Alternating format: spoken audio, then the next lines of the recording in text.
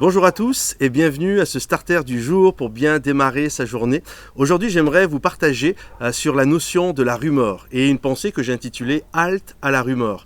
Il y a un passage de l'évangile de Luc. Luc a voulu écrire une lettre et le but de cette lettre, c'était d'exposer à son ami Théophile la biographie de Jésus. Et regardez ce qu'il va dire, c'est très intéressant.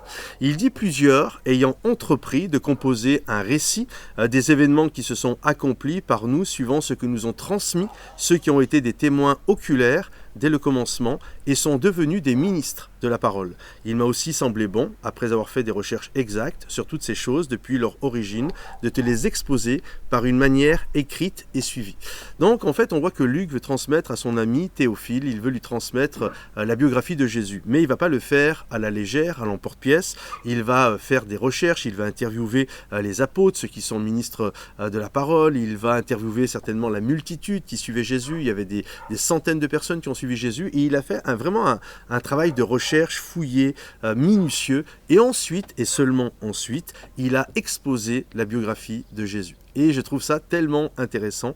Et je me pose... Parfois, je me suis interpellé moi-même en me disant, mais lorsque tu parles de quelqu'un, tu parles de sa biographie, de sa vie, en d'autres termes, est-ce que tu es aussi minutieux que pouvait l'être Luc lorsqu'il va parler de quelqu'un?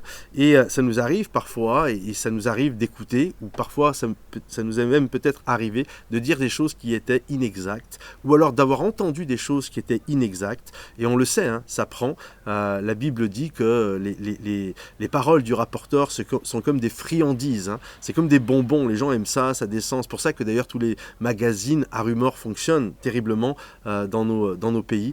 Et il y a vraiment cette notion de faire attention justement à la rumeur. Alors j'aimerais vous donner un outil qui s'appelle le test des 3 passoires lorsque quelqu'un va vous parler de quelqu'un d'autre à lui faire passer. La première chose de ce test des 3 passoires, c'est est-ce que lorsque la personne va venir vous parler, demandez-lui, mais cette histoire que tu vas me raconter, est-ce qu'elle est vraie? Tu vas me dire quelque chose sur quelqu'un, mais est-ce que c'est fondé sur du qu'en dira-t-on, ou est-ce que toi, tu as été témoin oculaire de ce que tu vas me raconter?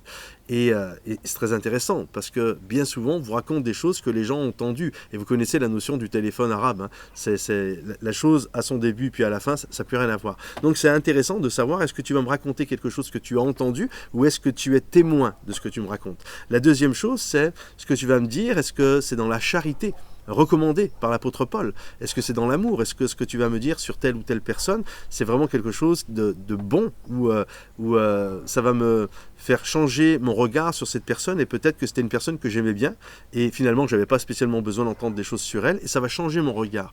Donc est-ce que c'est dans la charité recommandée par l'apôtre Paul? Et la dernière chose, est-ce utile? Est-ce que j'ai besoin de le savoir?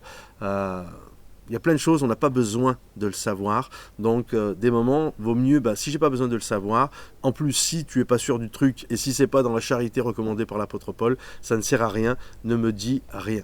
Donc, vraiment, je vous encourage aujourd'hui à faire halte à la rumeur, à briser ça pour pas que des choses puissent vraiment se répandre et faire du mal à plein de personnes. Donc voilà, une action pour aujourd'hui. Mettez un garde-fou à vos lèvres et vraiment stoppez tout cela. Que Dieu vous bénisse et à demain. Bye bye.